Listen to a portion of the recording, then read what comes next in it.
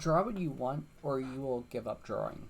Now, when I say that, it's extremely important, but also extremely frustrating when you're starting out drawing, or even if you're still early into your journey.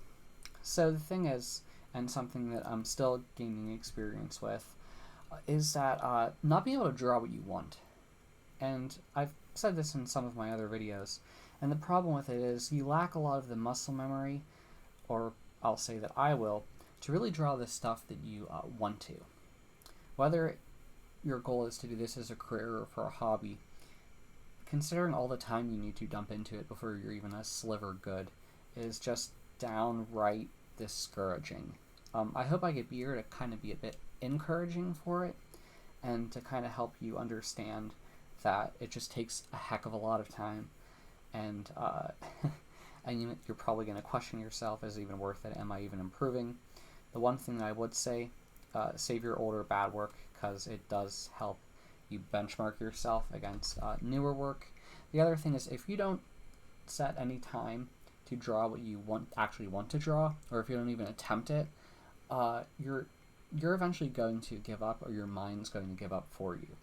So I think, I really started trying to focus around 2019 to get my skills up, and I was just doing my bare minimum practice for the day, but before that I was pretty encouraged just to do it without really having to think about daily practice. And to this day, there are some days when I don't have all the time that I would prefer to focus on drawing or trying to actually do practice and drawing what I like to do. But the point I'm trying to say here is that you need to set a time aside to draw the things that you may have originally planned to draw. Like, you wanted to draw plants, or you wanted to draw people, or you wanted to draw cars. You have to somehow fit it in. Now, yeah, you may need a lot of practice with simpler shapes before you can get to those shapes, but definitely try. Like, it's important to just try to, well, and probably inevitably failing at it, but you may fail in a way that impresses you. But you're just going to have to do it, because eventually you'll, like I said, you'll start questioning why you're even doing it in the first place, and it's just all I could say is just do it. I wish there was a better way. A lot of my work isn't to where I want it to be, and when I do get it to, when I do see improvement myself, I think, okay, great, I need to improve more. Perhaps I'm trying to beat myself, or perhaps I'm just beating myself up too hard, but the fact that I could also do it and make videos I can share is kind of like another benefit. But yeah, the thing is, you're not going to see improvement in a day. You may, but I think for the most part, when it comes to a skill like this, it takes lots of practice over long periods of time.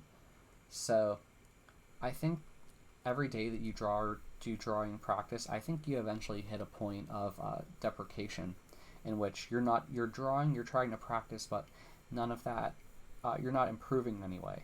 But if you draw what you want to draw, I believe your brain kind of opens a door to allowing yourself to improve more, even though you're not trying to do it with the intention to practice. Because you do need to set up your day in a way that not everything you're doing is just the boring stuff. Like, vegetables and meat, or protein, those are important.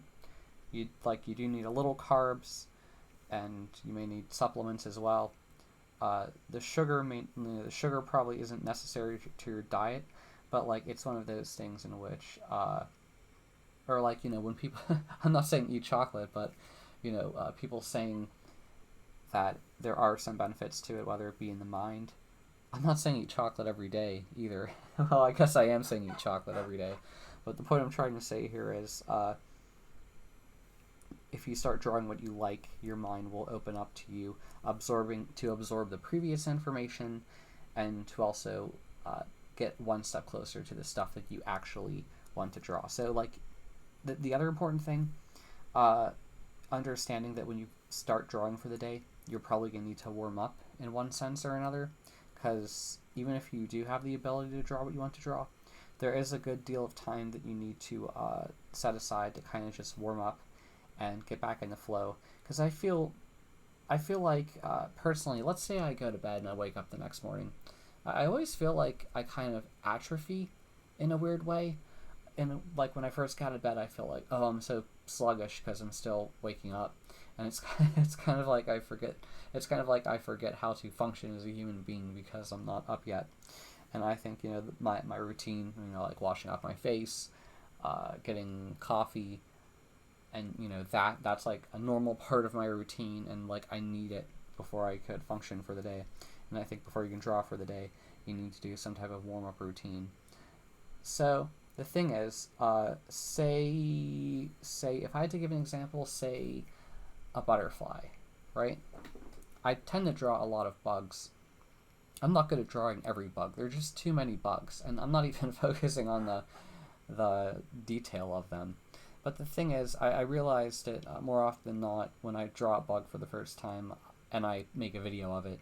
It's usually pretty awful, but I think it's important to share that because people could see that, yes, I'm a shitty artist. I'm just kidding. I don't mean to be so disparaging. I'm just saying, like, it's kind of like it's a progression, like, you learn to walk before you start running up hills. And if you ever have experience running up hills, it really works your heart. So, much like that, I drew a lot of spiders over the past month or so. And I don't know everything there is to spiders, but I feel like there's a lot more stuff that I look out for when I'm drawing them. And it kind of taught me a few things. Like, it's dangerous to make generalizations about every type of spider. But, a lot of spiders have, like, those fangs. They have, like, these two little grabber things. Obviously, 8 legs. A lot of them have hair, but not always. I feel like you can't always see their web spinners, which is incredibly frustrating because I do like to see those things. I think they call them spinnerets. But, you learn over time. So, like, eventually, like, day 1, you may not be able to draw a spider, but after day 30 of drawing a spider every day, you could draw something that kind of looks like a spider. And if I were to say to do it all the time, I mean, can you imagine the progress? Like, I would be able to make something really good looking. But with a lot of my videos, I don't always focus on making the best looking thing in the world. More often than not, because I realized that when I talk a lot in my videos, I'm kind of like, 1, I'm multitasking, and 2, it's kind of like, it's weird to say, like, performance anxiety, in which people under pressure behave a little bit differently than they would if they were alone. I do think there is a lot to be said about that. But the good news is, for all of you artists out there, the life of an artist is a very solitary experience, or solitary. One's a game, the other. Okay, you're alone a lot. So the good news is you're not always in front of an audience unless you're, I don't know, doing competitive drawing. I don't even know if that exists. I wouldn't be surprised. But the point I'm trying to say here is that you need to set time aside to draw the things that you set out for. Remember why you started drawing. Don't forget your original goals. The other thing is, don't be mad with yourself if your goals change over time, because your goals, like, you are the decider of your drawing destiny, and don't think that just because you've drawn something for so long doesn't mean you have to do nothing but that. Maybe if you do have a career doing it and you become known for it, it may make you money, but do know that you do not have to do nothing but that. But, like, I guess you do have to say that if you are dependent on it for an income, sometimes you may be committed to some of those decisions that you do. But nothing says, like, if you do have to draw it, that doesn't mean you can't start fitting other stuff in your work. That doesn't mean you have to stop learning everything else. Like, I would say, never stop learning. It's incredibly important to always be trying to expand your horizons, whether it be drawing the stuff you like or trying to draw something new to gain a deeper understanding. But yeah, never give up, and know that there's a lot of failure before you draw something that even looks relatively good. Like this looks nothing like a butterfly compared to the reference I'm looking at, but like I have very little experience drawing butterflies. The other tip that I wanted to give was that if you can't draw the entirety of the thing that you actually want to draw, start with the simplest things you see on the thing you're trying to draw. So I call it atomization, and like atomization,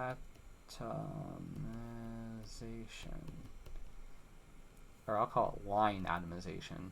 And the whole point of that is if, okay, I can't draw a butterfly, my line isn't too well.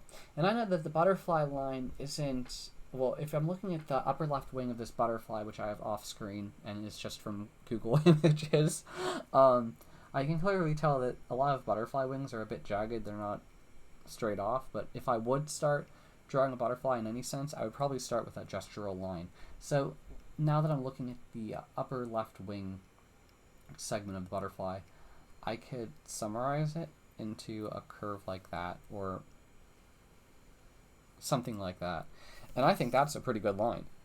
It's not summarizing the entire wing yet, but it's a start. I'm trying to work on the smallest parts, the atom lines, first. And I think that's a really great start because by doing that and breaking down the thing that you want to draw, even though you can't draw it, I think it causes you, or gives you some encouragement because, oh look, I could do that. Now I just have to work on focusing all of the other gestural lines that make that up. And then after I'm done drawing the entire gesture for it, then I can work on the construction of the butterfly. Then I could go further and start working on the smaller picture details, which have to do with these like little jagged things, these little like jagged, the butterfly wings are like, they have these little jaggy things on them. I would say that's more like texture, maybe not, but it's important though. But like, I think grasping the big picture initially, mastering that, then working on the other finer line details, which may be smaller, or they may also be like surface construction or color or things like the various patterns that make up the lines. I think that's like a really good start. The whole thing you want to do is you don't want to overwhelm yourself with the stuff that you can't draw, but work on the smaller things that you can and try to master the smaller things before you move on to the other segments. But know that you will eventually get to that point.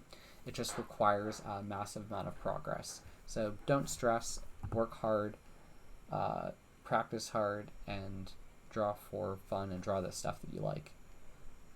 Thank you for listening to this little rant of mine. If you have a question, please ask in the comments, or you can email me. And if you like the video, please like it, and if you like my channel, please subscribe. I really appreciate you listening to me rant. Thank you. Bye.